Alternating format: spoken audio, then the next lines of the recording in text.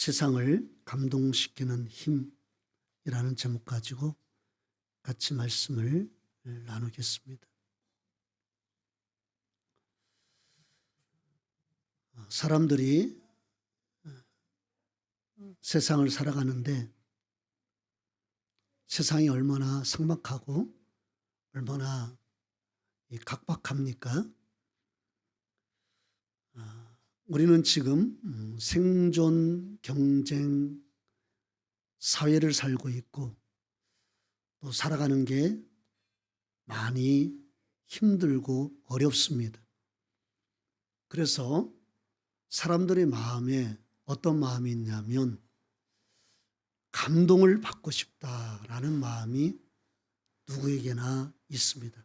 감동을 받고 싶다. 삭막한 곳에서 감동을 받으면 그나마 살아갈 힘이 생기기 때문에 사람마다 감동을 받고 싶어 합니다.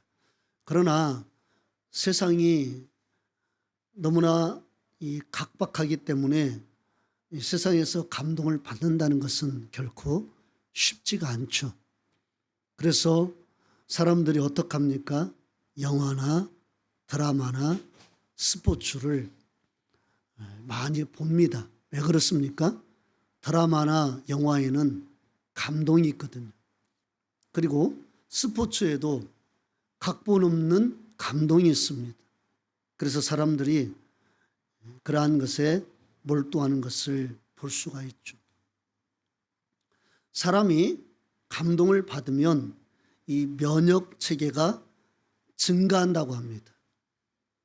그리고 스트레스가 완화되고 여유가 생기고 이타심을 갖게 된다라고 여기에 관해서 연구했던 사람이 한 글을 제가 봤습니다. 이런 감동을 많이 받으면 건강해지는 것이죠. 여러분 살면서 감동을 많이 받으시기를 바라겠습니다. 감동을 많이 받으시려면 그냥 일상에서 주어진 모든 것들을 그냥 주어진 것으로 보지 마시고 하나님이 내게 주신 특별한 선물이라는 그러한 마음으로 사물을 보시기 바랍니다. 그러면 감동이 없는 것이 없는 줄로 믿습니다. 지난주에 우리 최한자 권사님이 우리 교회에 아주 큰 헌금을 하셨죠. 2년 전에 우리 박윤숙 집사님을 통해서 또 우리 연장금 집사님을 통해서 제가 그 최한자 권사님의 삶을 이야기를 듣고 어떻게 예수를 믿고 예수 안에서 저토록 변화가 될 수 있을까라는 큰 궁금증에 제가 꼭 우리 권사님을 만나고 싶다 그랬죠. 그래서 주선이 돼서 만났는데 아니나 다를까 제가 들어도 감동을 받았지만 2년 전에 만나서 같이 이야기를 나누는데 제가 참 큰 감동을 받았습니다. 진짜 제가 우리 성도들을 통해서도 제가 많은 감동을 받습니다.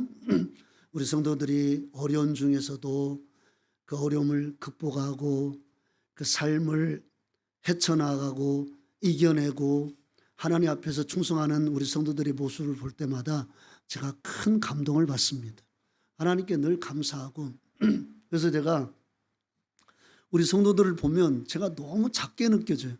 하나님, 우리 성도들은 너무 귀하고 아름다운데 저는 너무 부족합니다. 이거 어떻게 하면 좋습니까? 제가 항상 그것을 놓고 기도합니다. 우리 성도들은 다 귀해요. 다 나름대로 간증이 있고 어려움을 믿음으로 헤쳐나가는 그러한 아름다운 이 돌파의 믿음도 있습니다. 근데 우리 최한자 권사님을 통해서 그 이야기를 들었을 때 제가 아주 큰 감동을 받고 그렇게 만나서 이야기를 하는데 감사한 것은 우리 권사님이 또 저를 보고 감동을 받으셨다고 그래서 이 마음속으로 그렇게 작정을 했다고 하잖아요. 그래서 2년 후에 이제 그 일이 이루어지고 또 2년 전에 작정하셨던 그 작정 헌금을 해 주셨는데, 이처럼 우리가 감동을 받으면 그 감동은 누군가에게 또 전염이 됩니다. 감동을 받고 그 감동이 하나님께 드려지면 그게 아름다운 열매로 드러나는데, 그런데 그게 또 누군가를 감동시켜요. 누군가의 마음에 또 감동이 싹이 터요. 그래서 하나님을 향한 그 마음의 순수함이 그 감동을 통해서 커져나가고 그게 전염된단 말입니다. 나쁜 것도 전염이 되지만 좋은 것도 분명히 전염이 됩니다. 그래서 누군가의 삶에 반드시 영향을 끼칩니다. 나도 그렇게 살고 싶다. 나도 그러한 삶에 동참하고 싶다라는 그런 마음이 마음속에서 일게 되는 것이죠. 그러니까 감동은 또 다른 감동으로 이어진다는 것을 우리가 분명히 알 수 있는 것이죠.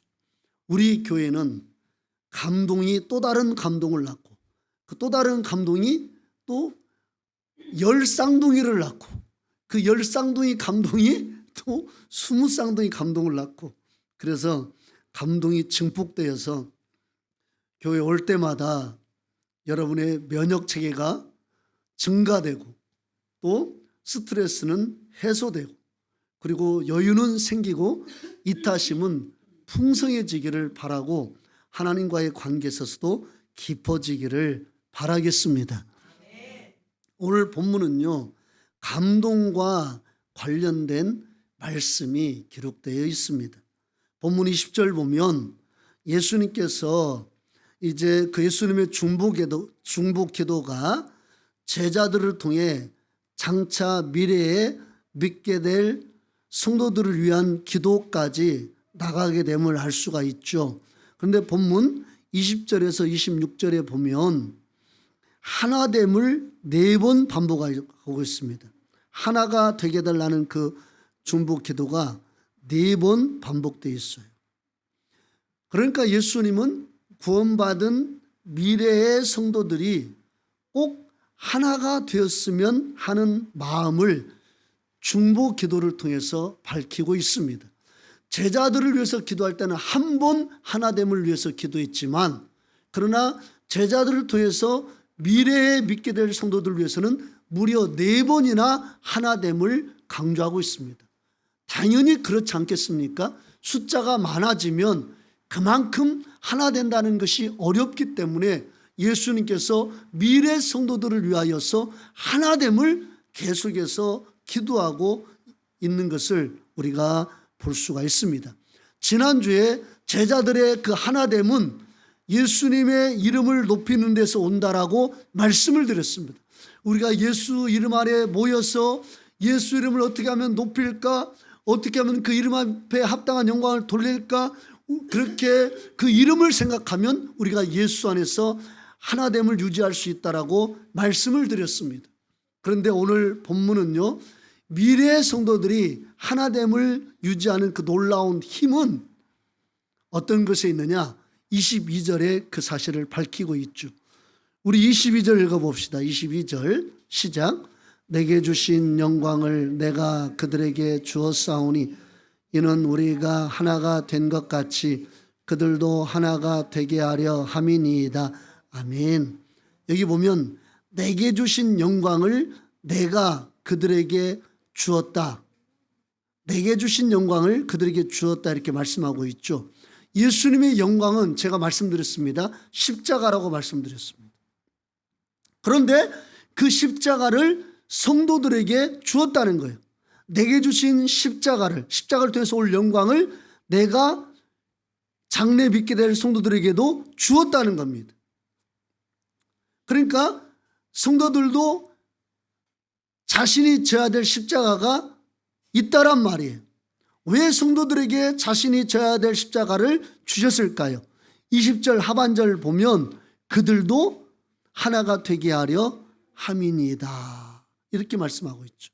그러니까 성도가 자기 십자가를 질 때에 그 수많은 성도들이 예수 안에서 하나가 되기 때문에 예수님은 우리에게 십자가를 주셨다라고 말씀하고 있는 것입니다. 그렇습니다. 성도는 누구도 예외 없이 자기가 져야 할 십자가가 있습니다. 우리가 자신이 져야 할 십자가를 지고 갈 때에 우리 이 만나 공동체가 예수 안에서 완전한 하나를 이루는 하나됨의 공동체가 될 것입니다. 그런데 이 사실이 왜 귀합니까? 이것은 이걸 통해서 세상이 감동을 받기 때문에 그렇습니다. 21절 보면은요. 21절 읽어봅시다. 시작. 아버지여, 아버지께서 내 안에 내가 아버지 안에 있는 것 같이 그들도 다 하나가 되어 우리 안에 있게 하사 세상으로 아버지께서 나를 보내신 것을 믿게 하옵소서. 아멘.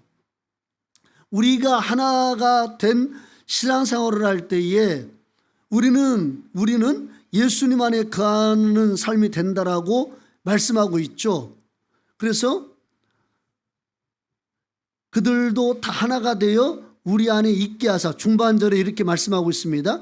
우리가 하나가 될 때에 우리가 예수 안에, 아버지와 아들 되신 예수 안에 있게 되는 것입니다. 그렇게 될 때에 하반절 보면 세상으로 아버지께서 나를 보내신 것을 믿게 하옵소서라고 말씀하고 있는 것입니다.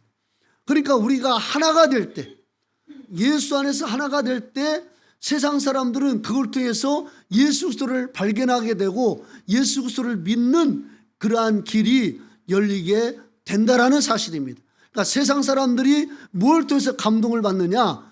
예수 안에서 하나 된 성도들의 그 모습을 통해서 세상 사람들은 감동을 받는 거예요. 여러분 생각해 보세요. 모든 단체는요 공통 분모가 있습니다.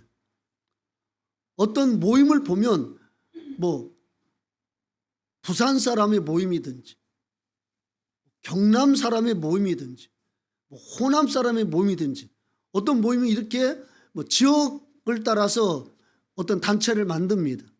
또 어떤 사람은 뭐 아파트 모임에서 어떤 단체를 만들고 또 어떤 사람은 같은 또래끼리 뭘 만든다든지 뭔가 이 공통 분모가 있어요. 그런데 교회는 어떻습니까? 온 천지 사방에서 온갖 사람들이 다 교회를 모여듭니다. 어떤 사람은 많이 배운 사람도 있고 어떤 사람은 또 짧게 배운 분도 있습니다. 또 심지어는 외국에서 오신 분도 있고 또 어떤 분은 그냥 부산에서 오신 분도 있고 어떤 분은 목포에서 오신 분도 있어요. 또 어떻습니까? 나름대로 생활 수준이 다 달라요. 그리고 취미도 다 다릅니다. 또 정치 색깔도 달라요. 그런데 그들이 모였는데 하나가 돼요. 이것은요 진짜 기적 같은 일입니다. 기적 같은 일이에요. 그러니까 세상 사람들이 교회를 보면 어떻게 저 다양한 사람들이 모여서 하나를 이룰 수 있을까? 저렇게 어떻게 기꺼이 하나가 될 수 있을까? 이 모습을 보면 세상 사람들이 감동을 받고 감동을 받은 사람들이 교회를 오게 되는 것이고 교회를 와서 그 사람들이 예수를 믿게 되는 것입니다. 그러니까 우리가 하나됨을 추구하는 것이 얼마나 중요한지 모르는 거예요. 그래서 우리가 이 하나됨을 통해서 믿지 않은 사람들이 교회를 교회는 정말 세상과 다르구나. 우리의 어떤 보통 세상 단체와는 다르구나 라는 것을 깨닫고 예수 앞에 와서 예수의 영광을 누리기를 원하신 것입니다. 자, 24절 보세요. 읽어봅시다. 시작. 아버지여 내게 주신 자도 나 있는 곳에 나와 함께 있어 아버지께서 창세전부터 나를 사랑하심으로 내게 주신 나의 영광을 그들로 보게 하시기를 원하옵나이다. 아멘. 여기는 천국을 말합니다. 아버지여 내게 주신 자도 나 있는 곳 천국에 나와 함께 있어서 그 다음에 나의 영광을, 여기서 영광은 십자가가 아닙니다. 영원한 영광을 말씀하고 있는 거예요. 그 영광을 그들도 보기 원하다는 것입니다. 그러니까 우리가 하나가 될 때에, 예수 안에서 우리가 진짜 하나가 될 때에 세상 사람들이 그걸 통해서 예수를 믿어서 그들도 물과 성령으로 거듭나 교회 안에 들어와서 그들을 역시 예수님 안에서 천국을 경험하고 하나님의 영원한 영광을 보는 그러한 삶을 살기를 주님께서 원하시는 거예요. 그러니까 우리가 부족하고 우리가 모난 부분도 있고 우리가 또 감정이 있다 보니까 마음에 안 맞을 때도 있지만 하나됨을 추구해야 될 이유는 그걸 통해서 세상은 예수님을 보기 때문에 그렇습니다. 그걸 통해서 예수님을 보고 그들이 예수 앞에 나올 수 있는 길이 열리기 때문에 그러는 거예요. 여러분, 이건 너무나 분명한 거 아닙니까? 한번 생각해 보세요. 여러분이 손님을 대접하기 위해서 정말 좋은 음식을 준비했습니다. 여러분 집 안에는 너무나 좋은 음식이 지금 가득 상에 놓여져 있습니다. 정말 꼭 필요한 것들, 정말 너무나 먹음직한 것들, 몸에도 건강한 좋은 것들이 아주 집안에 가득 준비되어 있습니다. 손님을 초청합니다. 반드시 그 손님에게 필요한 음식이고 맛있는 음식입니다. 그런데 싸웁니다. 둘이 싸워요. 아내하고 남편하고. 내가 이것도 준비하라고 그랬잖아. 왜 준비하지 않았어? 뭘 그것까지 하냐고. 손님이 왔습니다. 손님이 들어오라고 초청하는데 싸워요. 더 장만해. 뭘 장만하냐고 싸워요. 그러면서 오세요. 당신은 사랑받게 태어난 손님이십니다 하면서 초청을 해요. 그러면 그 손님이 그 집에 들어오고 싶겠습니까? 좋은 것은 있어요. 맛있는 음식은 있다니까요. 건강한 음식은 있어요. 그러나 싸운다니까요. 그러면 어떤 손님이 싸우는데 그 집에 아무리 좋은 것이 있고 맛있는 것이 있어도 들어가고 싶냐고요. 교회 안에는 예수라는 너무나 귀한 보석이 있어요. 그런데 성도들이 하나가 안 돼. 서로 다투고 싸우고 서로 시기하고 질투해요. 그러면 세상에 어떤 사람이 교회에 와서 그 예수를 믿으려고 하냔 말이에요. 이건 있을 수 없는 거죠. 그러면서 우리는 당신은 사랑받기 위해 태어난 사람, 당신의 삶 속에서 그 사랑 받고 있지요. 아무리 우리가 화음을 아름답게 만져서 노래를 불러도 적응할 수가 없는 거예요. 싸우는 집인데 어떻게 그걸 그 집에 그 교회에 들어가서 적응을 하고 예수 믿겠다고 합니까? 있을 수가 없는 것이죠. 우리 야고보서 3장 14절에서 16절을 보겠습니다. 그러나 너희 마음속에 독한 시기와 다툼이 있으며 자랑하지 말라. 진리를 거슬러 거짓말하지 말라. 이러한 지혜는 위로부터 내려온 것이 아니요 땅 위의 것이요 정욕의 것이요 귀신의 것이니 시기와 다툼이 있는 곳에는 혼란과 모든 악한 일이 있음이라. 아멘. 여기 보면 시기와 다툼은 누구의 것입니까? 15절 보면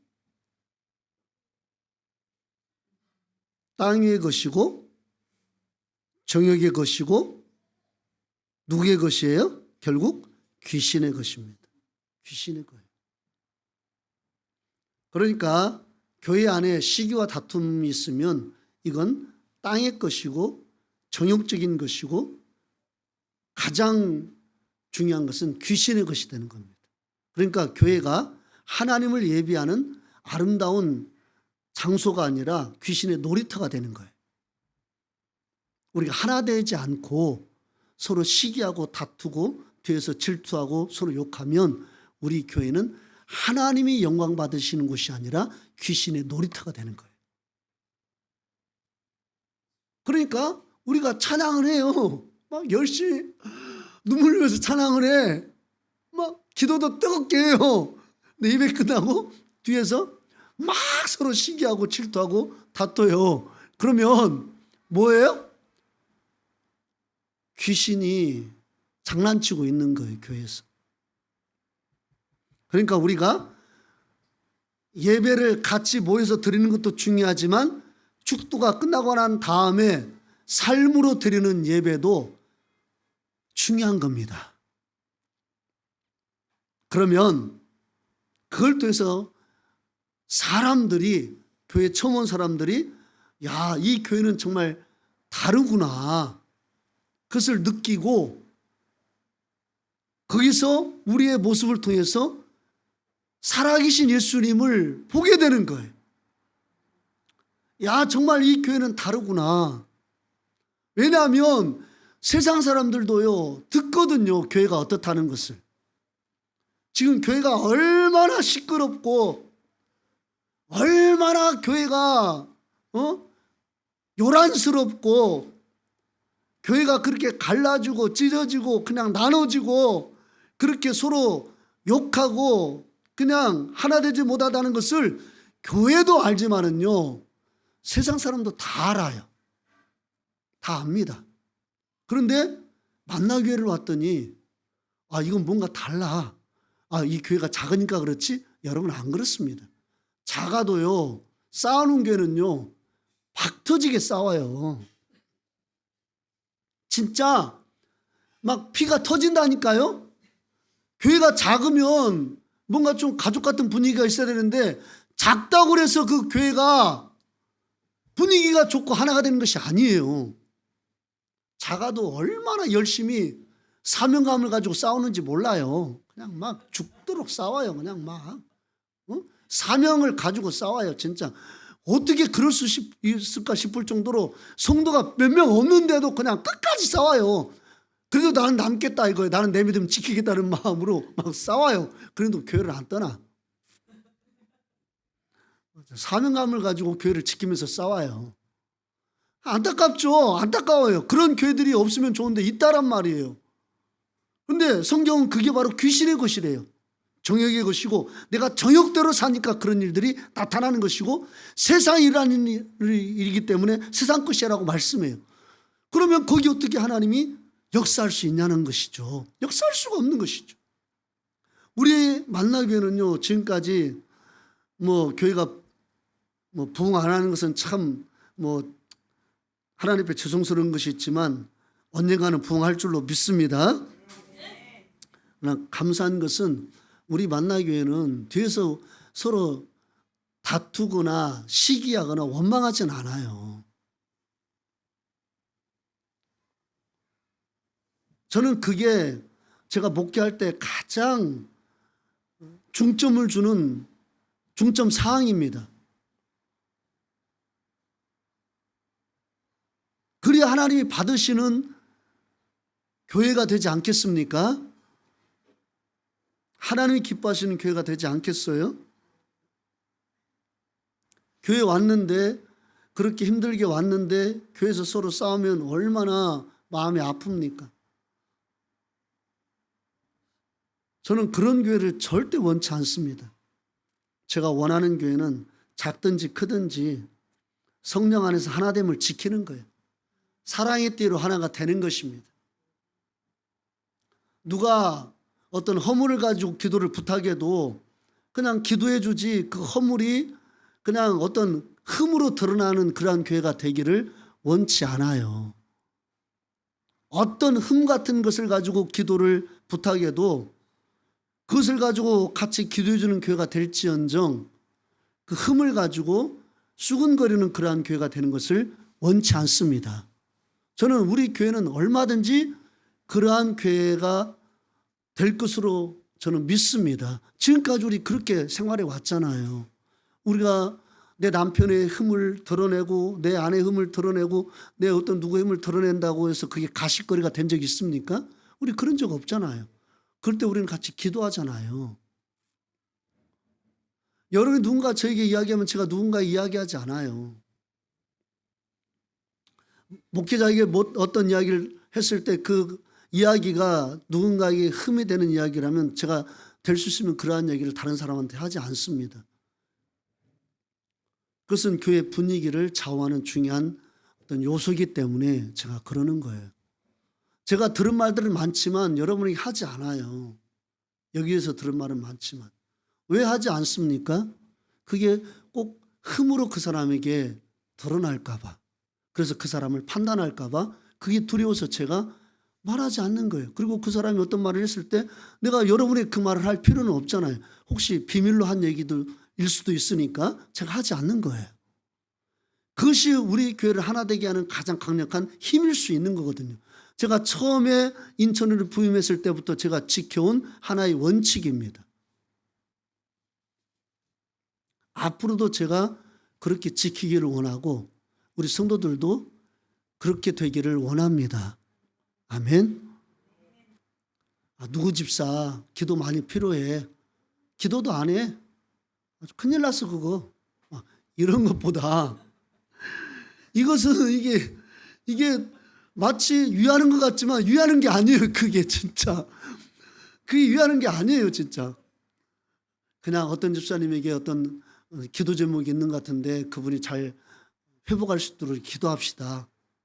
그것은 괜찮은데 그냥 꼬치꼬치 일일이 막 해가지고 막 진짜 그 집사 큰일 났어. 그러면서 이렇게 하는 건 그건 이게 흠이 될 수 있는 거예요.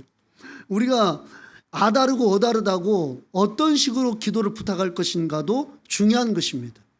기도를 부탁해도 잘 부탁해야지 우리가 어떤 안 좋은 것을 다 까발리듯이 이야기하는 것은 사실은 그게 어떤 다툼을 일으킬 수 있는 여지가 되는 거예요. 우리가 기도를 부탁해도 잘 부탁해야 되겠죠. 그러니까 어찌하든 여러분 우리가 자기 십자가를 질 때에 교회는 하나됨을 유지하게 되고 그 하나됨을 유지할 때 세상은 예수를 보게 되고 또 그 사람들이 교회 앞에 왔을 때에 예수님을 믿게 되고 예수의 사람으로 거듭나게 되는 놀라운 은혜가 그걸 통해서 주어진다는 사실을 여러분 꼭 기억하시기를 바라겠습니다.